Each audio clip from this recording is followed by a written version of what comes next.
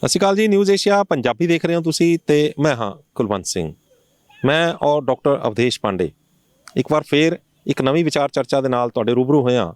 ਤੇ ਅੱਜ ਦੀ ਜਿਹੜੀ ਵਿਚਾਰ ਚਰਚਾ ਹੈ ਉਹ ਅਜਿਹੀ ਵਿਚਾਰ ਚਰਚਾ ਹੈ ਜਿਹਦੇ ਨਾਲ ਸੰਬੰਧ ਬੱਚੇ, ਬੁੱਢੇ, ਜਵਾਨ, ਖਾਸ ਕਰਕੇ ਜਵਾਨ ਤੇ ਬਜ਼ੁਰਗ ਜਿਹੜੇ ਨੇ ਇਹਨਾਂ ਨੂੰ ਇਹ ਸਮੱਸਿਆ ਜ਼ਿਆਦਾ ਆ ਰਹੀ ਹੈ। ਬਹੁਤ ਸਾਰੇ ਬੱਚਿਆਂ ਨੂੰ ਵੀ ਇਹ ਸਮੱਸਿਆ ਆ ਰਹੀ ਹੈ ਤੇ ਇੱਥੋਂ ਤੱਕ ਕਿ ਬਹੁਤ ਸਾਰੇ ਲੋਕਾਂ ਨੂੰ ਉਹ ਸਰੀਰ ਦਾ ਉਹ ਅੰਗ ਟਰਾਂਸਪਲਾਂਟ ਕਰਨ ਤੱਕ ਵੀ ਡਾਕਟਰ ਕਹਿ ਦਿੰਦੇ ਨੇ ਵੀ ਇਸ ਤੋਂ ਇਲਾਵਾ ਕੋਈ ਹੱਲ ਨਹੀਂ ਹੈ। ਤੇ ਜਦੋਂ ਡਾਕਟਰ ਅਵਧੇਸ਼ ਪਾਂਡੇ ਨਾਲ ਗੱਲ ਕਰ ਰਿਹਾ ਸੀ ਮੈਂ ਆਫ ਦਾ ਕੈਮਰਾ, ਤਾਂ ਉਹਨਾਂ ਨੇ ਮੈਨੂੰ ਕੁਝ ਇਸ ਤਰ੍ਹਾਂ ਦੇ ਹੱਲ ਦੱਸੇ ਨੇ ਕਿ ਉਹ ਅੰਗ ਟਰਾਂਸਪਲਾਂਟ ਕਰਨ ਦੀ ਲੋੜ ਹੀ ਨਹੀਂ ਪਏਗੀ। ਕੀ ਹੈ ਉਹ ਹੱਲ, ਆਪਾਂ ਡਾਕਟਰ ਪਾਂਡੇ ਤੋਂ ਜਾਣਦੇ ਹਾਂ। ਡਾਕਟਰ ਸਾਹਿਬ, ਤੁਹਾਡਾ ਨਿਊਜ਼ ਏਸ਼ੀਆ पंजाबी ਤੇ बहुत बहुत स्वागत है जी। सत श्रीकाल जी, और आपके दर्शकों को भी सत श्रीकाल, नमस्ते, वड़क्कम, गुड आफ्टरनून।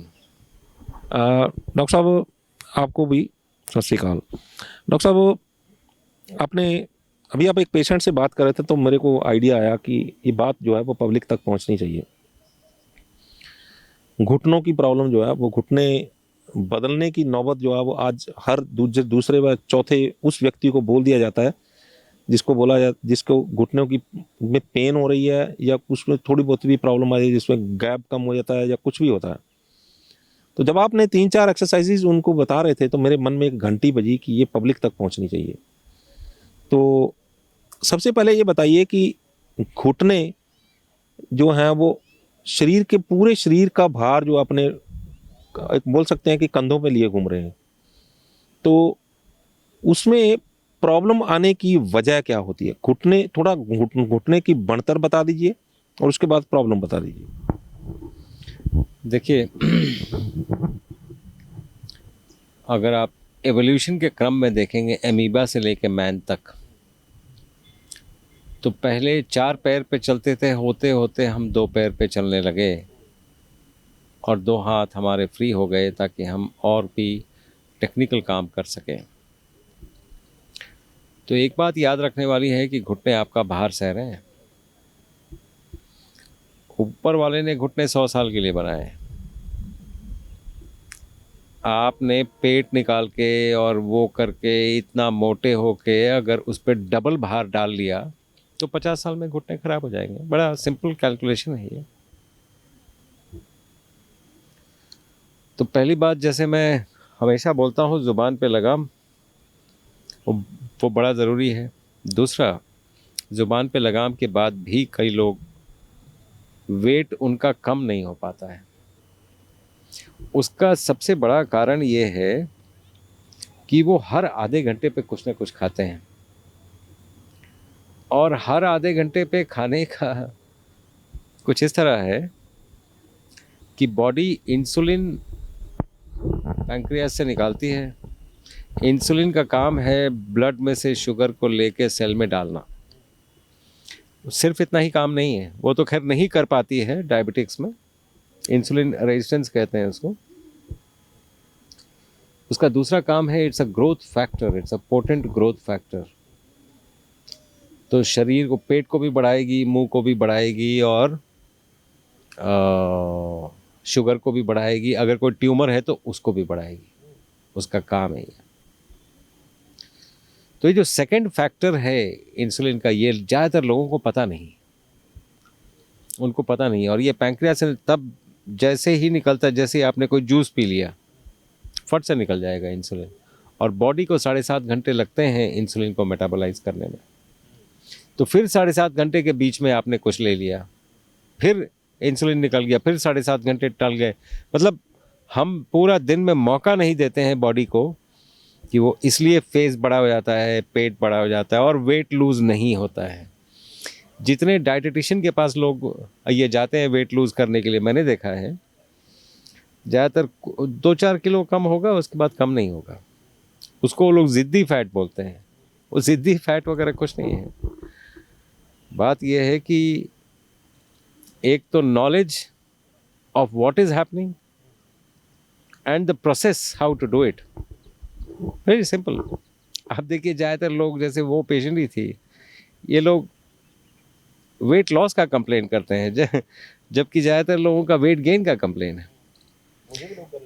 तो वेट लॉस का कंप्लेन वो इसलिए है कि थोड़ा सा तो ज़िंदगी में रेगुलेटेड चलना पड़ेगा। क्यों रेगुलेटेड चलना पड़ेगा? मैं तो अफोर्ड कर सकता हूँ, मैं तो खाऊंगा, तो खाओ मरो, तुम्हारी मर्जी है। आपको जैसे मन करता है आप करिए। आपको एक एक तरीका ये बताया जा रहा है, इसमें चलते रहेंगे, वेट भी कम होगा, पेट भी कम होगा और घुटनों पे ज़्यादा भार भी नहीं पड़ेगा, घुटने खराब नहीं होंगे। नाउ कमिंग टू संरचना कैसी है घुटनों की, तो वो मैं आपको ऐसे समझाऊं। ये ऊपर वाला फीमर है और ये टिबिया है, इसके बीच में गैप है। नॉर्मली क्या होता है, जब ऊपर से भार बढ़ गया तो ये ऐसे सटने लगता है, ऑस्टियोआर्थराइटिस कहते हैं इसको। घिसने लगता और ये घिसने लगता है। अब वो बोलते हैं अंदर में वो कम हो गया है फ्लूइड। आप हमेशा याद रखें, वो फ्लूइड नॉन लिविंग नहीं है, और फ्लूइड बन रहा है। It is in the process of continuous making. तो कम बन रहा है तो ज़्यादा भी बन सकता है, क्योंकि रोज़ बन रहा है। तो पहला चीज़ तो इसके ऊपर जो इंसल्ट है वेट का वो कम करें। दूसरा, हमने बैठना छोड़ दिया है, हम ज़मीन पे बैठना हमने छोड़ दिया है। हम चेयर पे बैठते हैं, यहाँ तक कि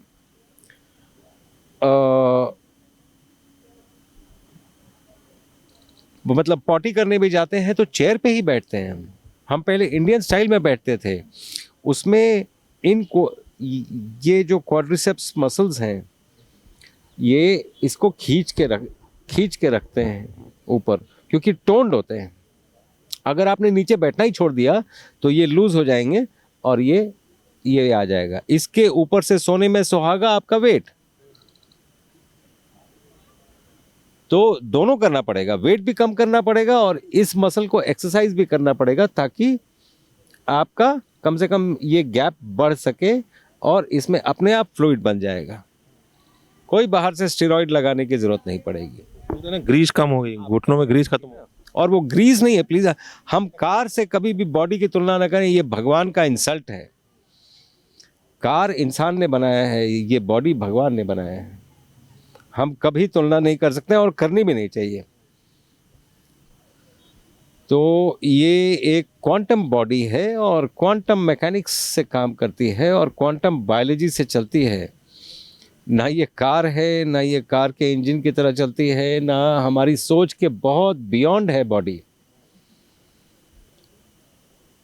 तो आप ये करें, प्लस आप नीचे बैठना शुरू करें।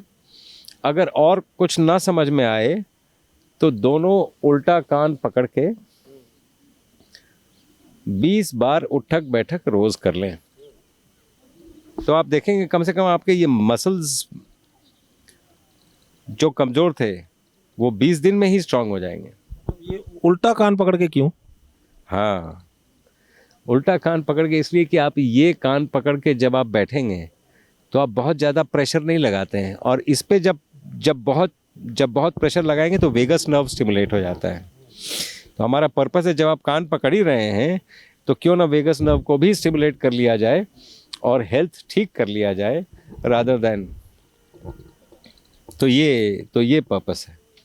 एक बात बताइए डॉक्टर साहब, घुटनों में कौन कौन से हिस्सों में कैसे कैसे प्रॉब्लम आती है? जैसे आप बोल रहे थे कि साइड में हिस्सों में इस वजह से प्रॉब्लम आती है, ऊपर के हिस्सों में इस वजह से प्रॉब्लम आती है, फ्लूइड कुछ लिगामेंट्स ये बोन्स को भी आपस में ये करके रखते हैं ताकि ये साइड वेज ना मूव करने लगें, जो बाद में मूव करने लगते हैं। लोगों के सीढ़ी चढ़ने में दिक्कत होने लगती है वो, क्योंकि ये जो लिगामेंट्स जो टाइड हैं यहाँ से लेके यहाँ तक, वो लूज हो जाते हैं। अब उनके लिए एक फिगर ऑफ 8 वॉकिंग होता है। 8 की शक्ल में हमने चलना करना है। जैसे कोई भी चीज़, जैसे ये 2 चीज़ें, 2 पेड़ आप गार्डन में ले लीजिए और यहाँ से चलना शुरू करें, फिर ऐसे आए, फिर ऐसे आए, तो इसमें ना बॉडी आप टेढ़ा करते हैं और एग्जैक्टली उतना ही करते हैं जितना में आपका मीडियल साइड भी और लैटरल साइड भी, दोनों साइड के लिगामेंट्स टाइट हो जाते हैं। और उसके बाद ये मसल्स भी स्ट्रांग हो गए अगर आपने उठक बैठक कर ली और खाना रेगुलेट कर दिया तो वेट भी कम हो गया। तो बहुत चांसेस हैं कि आपको नी रिप्लेसमेंट ना करवाना पड़े। ये बहुत चांसेस बन जाते हैं। इसलिए इन बातों को एक बार ज़रूर करके देख लेना चाहिए before you think of getting your knee replaced. और हमेशा याद रखिए, knee replacement, knee has been made by man, भगवान का बनाया हुआ और इंसान का बनाया हुआ कोई तुलना ही नहीं है, कोई तुलना ही नहीं है। तो चाहे वो जॉनसन एंड जॉनसन कंपनी बनाए, चाहे वो कोई भी कंपनी बनाए, जो ऊपर वाले ने बनाया है उसका कोई जवाब नहीं है। तो उसको निकालने के पहले ज़रूर कुछ ना कुछ ऐसा सोच के देख के ज़रूर कर लेना चाहिए। हाँ, उनको प्रॉब्लम आ सकती है जिनको बहुत पेन होता है। वो बोलेंगे कि बहुत पेन है, फिर मैं चल तो पाऊंगी नहीं। ऐसे केसेस में अल्कलाइन वाटर लेके, pain is buildup of acid, तो अगर एसिड बॉडी से निकाला जाए उनको ज़रूर कब्ज़ होगा, उनको ये ज़रूर एसिडिटी होगा। ये सभी बातों का ख्याल अगर रखा जाए, जो हमने कई वीडियोस में बोले भी हैं, इसका क्या तरीका है, और मोशंस अगर ठीक कर लिए जाएं तो बहुत से एसिड निकल जाएंगे, पेन चला जाएगा। तो 2-3 दिन में रिलीव करके आप ये काम बड़े आराम से कर सकते हैं। हम रोज़ करवाते हैं इन लोगों को यहाँ पे। बात बताइए डॉक्टर साहब, अभी आपने पेन की भी बात की है। जिन लोगों की नी रिप्लेसमेंट तक बात पहुंच चुकी है, तो वो हालात तो इसी वजह से हुए ना कि उनको पेन बहुत है। तो आपने जो उल्टे कान पकड़ के उठक बैठक लगाने की बात की है, वैसे तो मर जाएंगे वो, तो पेन तो उनको पहले ही हो रही है बहुत ज़्यादा। तो वो जहाँ तक कर सकें, कोई ज़रूरी नहीं है कि नीचे ही बैठना वो एक्सरसाइज है, वो पहले शुरू तो करें। इतना भी बंद हो। कई बार क्या होता है, जैसे आप बैठ रहे हैं तो जहाँ तक आपकी बॉडी बेंड हो सके वहाँ तक बेंड करिए उसको। वही आपको शुरुआत तो करनी पड़ेगी ना। तो एक दिन में तो होगा नहीं, जिनको इतने दिनों से हैबिट नहीं है, एक दिन में होगा नहीं। और वो धीरे धीरे आप एक बार ट्राई करके देखें। ये एक अच्छा ऑप्शन है। जब तक उसको मैन मेड चीज़ों से रिप्लेस ना कर लिया जाए, तब तक के लिए बहुत बढ़िया ऑप्शन है। और अगर ये काम करता है, जो कि मैक्सिमम हमारे पेशेंट्स में जिनको हम दाखिल करते हैं उन पे तो हम करवाते हैं, वो तो हमारे सुपरविज़न में होता है, तो वो बहुत कारगर होता है। लेकिन जो लोग घर बैठे भी करना चाहते हैं वो ज़रूर करें, और डाइट अपना रेगुलेट कर लें। उनको कोई डायबिटीज़ है उसको ठीक कर लें, ब्लड प्रेशर को ठीक कर लें, दवाइयाँ बंद कर दें, 2 ही बार खाना खाएं, और क्वांटम हीलिंग पे विश्वास रखें। क्वांटम मतलब जैसे सनलाइट में हम बैठे हैं, हम इसलिए भी बैठे हैं कि विंटर है, लेकिन समर भी होता तो हम शायद यहीं बैठते, क्योंकि सनलाइट क्वांटम हीलिंग में हेल्प करता है। दूसरा, ये जो चारों तरफ भजन चल रहा है, जो आपको सुनाई पड़ रहा है, इसका भी इफ़ेक्ट आता है ये क्वांटम हीलिंग में। तीसरा, सभी जगह का माहौल चेंज हो जाता है। तो एनवायरनमेंट जैसे चेंज हुआ, वो एक दूसरे मतलब एनवायरनमेंट में आ गए, तो कई चीज़ें जो इम्पॉसिबल आपको दिखती हैं, पॉसिबल होने लगती हैं। मैं दर्शकों को बताना चाहूँगा, डॉक्टर अमर सिंह आज़ाद जो MBBS MD हैं, मैं आचार्य मनीष, हमारे साथ डॉक्टर अवधेश पांडे वो भी MBBS MD हैं, डॉक्टर विश्वरूप राय चौधरी, डॉक्टर खादर वली, और हमारे पास 250 डॉक्टर्स की टीम। हमारी पूरी टीम ने मिल के पूरे भारत से शुगर को, BP को, जो गोलियां खिलाकर कंट्रोल करने का जो साइंस चल रही है, जिसको मेडिकल माफिया बोलते हैं, जो ये बोलता है कि गोली खा के कंट्रोल होती है, हम बिना दवाइयां शुगर को भी, BP को भी रिवर्स करना सिखा रहे हैं। तो आप हिम्स हॉस्पिटल चंडीगढ़ में संपर्क करो। ये यहाँ पे ये hymns hospital and institute of integrated medical sciences, जो कि डेराबस्सी चंडीगढ़ में है। तो जब आप यहाँ पे आ रहे हैं तो क्या आपकी एक्सपेक्टेशन होनी चाहिए, वो एक्सपेक्टेशन हमारे थेरेपी से मैच हो रही कि नहीं, ये आपके लिए जानना ज़रूरी है before you start thinking about coming here. यहाँ आने से पहले कुछ बातें आपके दिमाग में क्लियर होनी चाहिए। तो उनमें एक काम हमारा होता है कि ड्रग्स, दवाइयाँ, जो नशीली दवाइयाँ मिलती हैं, दी जाती हैं, जो एक वजह होती है पेशेंट की किडनी के ख़राब होने का, तो उन ड्रग्स को हम ड्रास्टिकली टेपर डाउन करते हैं, ड्रास्टिक टेपर डाउन। तो पहले तो मेंटल सेटअप ये करके आना है कि यहाँ आएंगे तो दवाइयाँ ड्रास्टिक टेपर डाउन हो सकती हैं। अगर आप उसके लिए तैयार हैं तो यहाँ पे आइए। इनका डायलिसिस पे है तो डायलिसिस का नेचुरल डायलिसिस पे आ जाएगा। हम तो बड़े सिंपली पेशेंट को ये समझाते हैं कि दुनिया में कोई भी बीमारी जुबान पे लगाम नहीं है इसलिए आई है। अगर जुबान पे लगाम खाने के लिए है तो डॉक्टर से वास्ता नहीं पड़ेगा। दूसरा, जो हमारे कैंसर के पेशेंट्स हैं, कैंसर के पेशेंट्स ये पहले ही जैसे डायग्नोसिस होता है उम्मीद छोड़ देते हैं कि अब तो टिकट कट गया, अब तो जाने की तैयारी हो गई, और साइकोलॉजिकली बहुत लो हो जाते हैं। तो छोटी छोटी चीज़ें भी उनके लिए बड़ा घातक हो जाती हैं। हम सबसे पहले उनको ये समझाते हैं कि ये जो कैंसर है ये आपका अपना सेल है जो इस स्थिति में आया है। क्या कोई स्थिति ऐसी है जिससे हम इसको रिवर्स कर पाएँ, और हम वही ये करते हैं। ये जितने भी आप पेशेंट देख रहे हैं ये सभी कैंसर के पेशेंट हैं। हिम्स हॉस्पिटल में हम लोग आयुर्वेद की अम्ब्रेला के नीचे हम लोग काम करते हैं, और यहाँ पे बिना किसी दवाई के, बिना किसी सर्जरी के बीमारियों का इलाज करते हैं।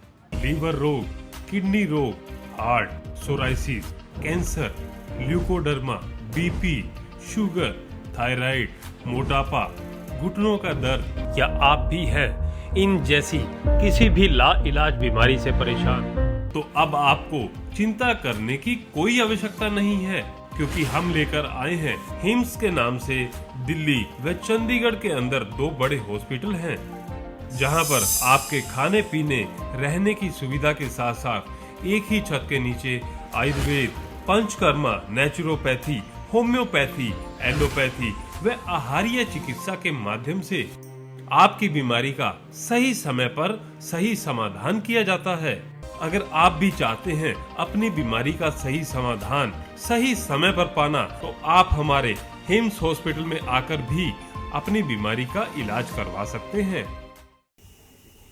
डॉक्टर साहब, आपने ये बताया, एक एक्सरसाइज आपने बता दी उल्टे कान पकड़ के उठक बैठक लगाने की, 20 बार करना है और 20 दिन में आपके घुटने जो है वो पेन ठीक होने का। दूसरा आपने बताया 8 की शक्ल में आपने पैदल चलना है। कुछ और एक्सरसाइज भी है जिससे हमारे घुटनों को बल मिले, और जिनके घुटने खराब हैं उनके ठीक होने शुरू हुए हैं, और जिनके नहीं हैं वो नहीं होंगे। देखिए, अगर आप नेक्स्ट 5 इयर्स में या 10 इयर्स में मानूंगा, पूरा मॉडर्न मेडिसिन भी धीरे धीरे इन बातों को रिकग्नाइज कर रहा है कि एनर्जी हीलिंग भी कोई चीज़ है, और फ्रीक्वेंसी वाइब्रेशन भी कोई चीज़ है जिससे चीज़ें हील हो जाती हैं। तो एक अच्छा तरीका है, क्योंकि ये हड्डियां हैं, एक ट्यूनिंग फोक लेके आए। अगर ट्यूनिंग फोक ना मिले, ट्यूनिंग फोक थोड़ा सा बता दीजिए, क्योंकि ज़्यादा लोग जो हैं वो उनको आसान भाषा में समझाएंगे।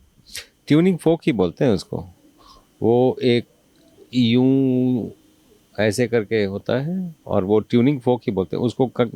ये कहीं मारे तो झन से बजता है वो, उसको यहाँ पे लगाएं, उससे वाइब्रेशन दें उसको खड़का के। अगर कुछ ना मिले तो जो मंदिर की घंटी होती है ना, वो वाला ले लें, उसमें भी काफ़ी वाइब्रेशन होता है। नहीं, वो लेके वो आप वाइब्रेशन उसका, जब वो ये बजना बंद हो जाएगा, बहुत देर तक वो वाइब्रेशन उसमें रहता है। आप बेसिकली क्या है, वाइब्रेशन हीलिंग का क्या होता है, हर एक बॉडी का पार्ट एक पर्टिकुलर फ्रीक्वेंसी में वाइब्रेट कर रहा है। जब ये वाइब्रेशन धीरे धीरे कम हो जाती है तो वो डिजीज हो जाता है। आप वाइब्रेशन वापस ले आइए उसमें। उसका एक बहुत अच्छा तरीका है जो ये कुंडलिनी जागरण करते हैं, वो भी थोड़ा सा बता दीजिए। जैसे कुंडलिनी जागरण में ना सीधे बैठ के एनर्जी को मूलाधार चक्र से सहस्त्रार बॉडी के बाहर निकाल देते हैं। मूलाधार चक्र यानी कि नेवल से नीचे, जो प्रोस्टेट ग्लैंड है मेन में और स्किनी ग्लैंड्स हैं फीमेल में, फिजिकल रिप्रेजेंटेशन मूलाधार चक्र का वही है। तो जिनको प्रोस्टेट का भी प्रॉब्लम है, उनका भी अगर यूं करके बैठेंगे तो उनका भी प्रोस्टेट ग्लैंड भी स्टिमुलेट होगा, वेगस नर्व भी स्टिमुलेट होगा और मूलाधार चक्र भी स्टिमुलेट होगा। तो उसके बीज मंत्र हैं वो मैं आपको जैसे मूलाधार चक्र का है लम, इसके ऊपर स्वादिष्ठान चक्र है, उसका वम है वम। उसके ऊपर मणिपूरक है जो नाभि पे है, नेवल पे। रम है वो। उसके ऊपर अनाहत चक्र है जो हार्ट का चक्र माना जाता है, उसका है यम। उसके ऊपर विशुद्धि जो थायराइड का चक्र माना जाता है, उसका है हम। ये बीज मंत्र हैं उनके। और उसके बाद आज्ञा चक्र जो पाइनियल ग्लैंड पे होता है, ओम। और उसके बाद बॉडी के बाहर ये एनर्जी निकल जाती है सहस्त्रार चक्र में, आ ऊ अम, जिससे ओम बना है। तो वो अगर आप एक साथ प्रैक्टिस करें या धीरे धीरे प्रैक्टिस करें और सुर बढ़ाते जाएं, जैसे एक सुर से पंचम सुर तक लेके जाना, जैसे लम, आप देखिए कैसे वाइब्रेशन फील होता है कि ट्रैवल हो रहा है। और पैर में जूता ना पहने, पैर ज़मीन पे रखें, क्योंकि ये एनर्जी को अर्थ करना ज़रूरी है। बैठने की पोजीशन क्या, कुर्सी पे बैठना है, नीचे बैठना है, कैसे बैठना देखिए जिनके घुटने खराब हैं वो नीचे तो नहीं बैठ पाएंगे, तो वो कुर्सी पे ही बैठ के कर लें। स्पाइन सीधा रखें अपना, ठीक है। और कोशिश करें कोई स्टूल पे बैठे ताकि पीछे पीठ का रेस्ट हो ही ना। वो एक आपको स्पाइन को सीधा, वो आप फोर्सफुली करते हैं, वो फोर्सफुल सीधा करना ज़रूरी है। तभी वो एनर्जी चैनल जब तक अलाइन नहीं होगा कॉस्मोस से, तब तक मूव नहीं करता है। तो कॉस्मोस से अलाइन करना पड़ता है। पूरा थोड़ा सा एक बार में बता दीजिए। तो एक ही बार में मैं ट्राई करूंगा सभी चक्रों को छूने का। लम वम रम यम हम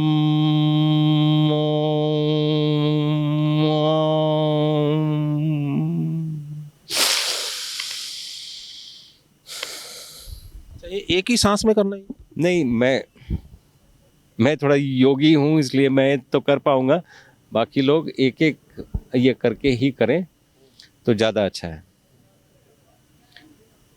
तो इसमें आपने अलग अलग पार्ट्स बताए हैं बॉडी के, है ना। प्रोस्टेट से ऊपर मतलब जो है उसको नीचे आ गया, नीचे वाला हिस्सा आ गया, उसके ऊपर नाभि आ गई, नाभि के ऊपर का हिस्सा आ गया, उसके ऊपर हार्ट आ गया और थायराइड आ गया, ऊपर आ गया।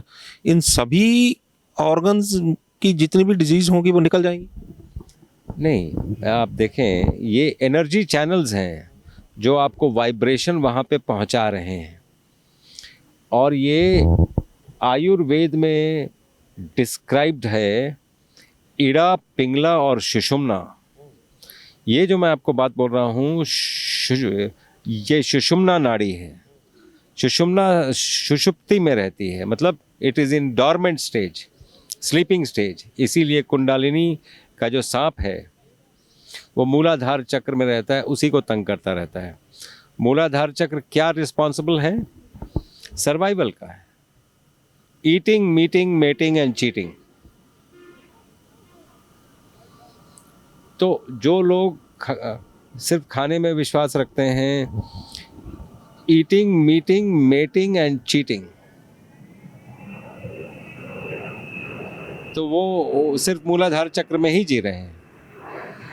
नॉर्मली अगर जीवन को निकाल के, अब जैसे जो कलाकार होते हैं वो ज़्यादातर मणिपूरक चक्र में होते हैं। ऐसे देश भी होते हैं, जैसे अमेरिका अभी भी मूलाधार चक्र में है, जबकि भारत विशुद्धि चक्र में है। तो बात यह है कि आप किस देश को भी बिलोंग करते हैं, उस देश की आइडियोलॉजी ये क्या है। एक के साथ एक फ्री, ये बेचने की स्थितियां हैं। अमेरिका ने पूरे दुनिया को सिखाया है। तो उनके लिए एक सक्सेस या सक्सेसफुल आदमी वही होता है जिसके पास बहुत पैसे होते हैं। और वो वेस्टर्नाइज्ड कल्चर है, भारत का कल्चर नहीं है। भारत का कल्चर ये है कि महाराजा अधिराजा अपनी गद्दी से उठ के ये गरीब ब्राह्मण के सामने साष्टांग होता था। उसके पास पैसे वैभव की तो कमी नहीं है, वो तो सम्राट है वो, लेकिन साष्टांग होता था इनके सामने। क्यों? क्योंकि हम उससे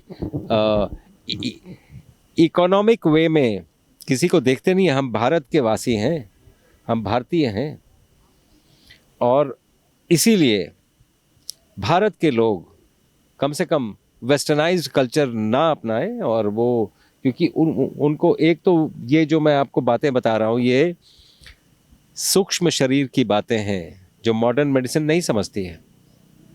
स्थूल शरीर तो दिख रहा है कि हाँ घुटने खराब हो गए, अब सूक्ष्म शरीर से स्थूल शरीर को कैसे ठीक किया जाए, मैं वो बोलना चाह रहा हूँ। ये आपको कहीं मिलेगा नहीं जी। तो ये हो गया कि सूक्ष्म शरीर, और आपने कुंडलिनी जागरण की जो अपने विधि बताई है, जो बीज मंत्र बताए हैं, और आपने करके भी दिखा दिया है। घुटने जो हैं वो एक ऐसी चीज़ है जिसके बिना जो है वो इंसान का ज़िंदगी एक किस्म से बेकार होने लगती है अगर वो ख़राब होने शुरू हो जाए। तो जिन लोगों के घुटने इस पोजीशन में पहुंच चुके हैं कि उनको जो है वो ये ख़राब होने शुरू हो गए हैं, उनको ट्रांसप्लांट करने के लिए भी बोल दिया गया। तो क्या रसोई में हमारी कुछ ऐसी चीज़ें पड़ी हुई हैं जिनको लेकर ये भी करें जो आपने बताया, और वो भी अगर उसका भी उपचार में अगर उसमें भी शामिल कर लिया जाए बिना दवाई के, तो वो उसमें डबल फायदा दे? शायद आयुर्वेद में यहाँ पर वो आटे का वो लगा के ऊपर में गरम तेल डालते हैं, उससे काफ़ी फ़र्क भी पड़ता है, उससे मसल भी स्टिमुलेट होता है, हमने देखा है। हम एक एक्सपेरिमेंट भी कर रहे हैं and we are trying to go the scientific way. तो आयुर्वेद में तरीके तो हैं, तो ये लेकिन ये घर पे नहीं करना चाहिए, ये मेडिकल सुपरविज़न में ही करें तो ज़्यादा अच्छा है। और हमारा ये मतलब बोलने का मतलब जो लोग घर पे बैठे हैं वो क्या ऐसा कर सकते हैं। हाँ, एक चीज़ ज़रूर कर सकते हैं कि अपने बॉडी में नाइट्रिक ऑक्साइड का कंटेंट ज़रूर बढ़ा सकते हैं, जिससे कम से कम ये है कि ब्लड सप्लाई सब जगह प्रॉपर पहुंचता रहेगा वहाँ पर, ये घुटने में भी, हड्डियों में भी। उसका एक बड़ा अच्छा बड़ा सरल उपाय है कि अदरक कानी उंगली के बराबर सुबह भी खाएं शाम भी खाएं। उससे कब खाना बंद करें? जब आँख से पानी गिरना शुरू हो जाए। दैट मीन्स नाइट्रिक ऑक्साइड आप में पूरा आ गया है, आपके वेसल्स डायलेट हो गए हैं। अगर किसी को हार्ट का भी ट्रबल है, चेस्ट पेन होता है, वो भी चला जाएगा। कभी करके देखें तो वो चला जाएगा। तो उससे जनरली आपका ब्लड सप्लाई, ब्लड सर्कुलेशन ठीक रहता है। और जब ये माना गया है साइंटिफिकली भी कि जहाँ पर ब्लड पहुँच गया वहाँ से बीमारियाँ चली गई, क्योंकि वहाँ ऑक्सीजन पहुँच गया और सब कुछ जलवायु पे ही चल रहा है। एक बात बताइए डॉक्टर साहब कि आपने बोला कि नाइट्रिक ऑक्साइड की बात की है। नाइट्रिक ऑक्साइड अदरक में भी है, नाइट्रिक ऑक्साइड जो है वो अगर हम लहसुन खाते हैं उसमें भी नाइट्रिक ऑक्साइड होता है। मेथी दाने का जो एक बहुत बढ़िया उपचार है कि मेथी दाने को रात में अगर भिगो के रख दिया जाए तो सुबह उसका पानी पिया जाए तो वो भी बड़ा एक अच्छा उपचार होता है। ऐसा भी है? देखिए, SH ग्रुप होता है इन लोगों में, scientifically speaking sulph hydryl group कहते हैं इसको। सल्फ हाइड्रिल ग्रुप जब टाइलिन से मिलता है तो नाइट्रिक ऑक्साइड रिलीज करता है।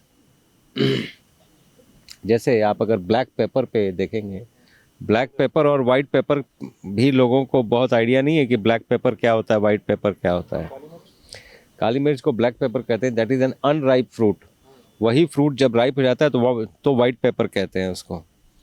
एनीवे, तो वो ब्लैक पेपर या वाइट पेपर दोनों में ये ताकत है कि एक तो पेपर का ऑयल निकलता रहता है, SH ग्रुप भी है, और वो भी टाइलिन से मिलके नाइट्रिक ऑक्साइड का ब्लास्ट देता है। एसएच ग्रुप क्या है, थोड़ा सा यही बताइए। हाइड्रिल है, उसमें एक कंपोनेंट है। एक्चुअली क्या है ना, रिडक्शनिस्ट साइंस को सिर्फ वही चीज़ दिखती है कि इसमें क्या चीज़ है। जैसे हल्दी में उनको करक्यूमिन दिखता है, तो करक्यूमिन लेके कैप्सूल बना लेते हैं, वो कभी इफेक्टिव नहीं होता है क्योंकि पूरा हल्दी खाना पड़ेगा, दैट इज़ होल फूड। तो वो बाकी तो प्रोसेस्ड हो गया। तो प्रोसेस्ड फूड तो वैसे भी हम मतलब वर्जित करते हैं। तो ये है कि ये साइंस का तरीका है, but nonetheless sulph hydryl group जो उसमें से निकलता है वो टाइलिन से मिक्स करके नाइट्रिक ऑक्साइड रिलीज करता है जो वेसल्स को डायलेट करते हैं। आप उसके चक्कर में ना भी रहें तो एक बार अदरक खा के देख लें, आपको पता चल जाएगा। अदरक खाने की आपने बात की है, बहुत दुनिया उसको खाएगी भी, लेकिन बहुत सारे लोग ऐसे भी होंगे जिनका अंदर से मुंह जो के अंदर छाले हैं या कुछ हैं वो नहीं खा पा रहे, ऐसे लोगों के लिए क्या है? वेल, ऐसे लोगों को सबसे फर्स्ट डे फास्टिंग पे जाना चाहिए क्योंकि छाले तो एक दिन में मैक्सिमम 2 दिन में चले जाते हैं।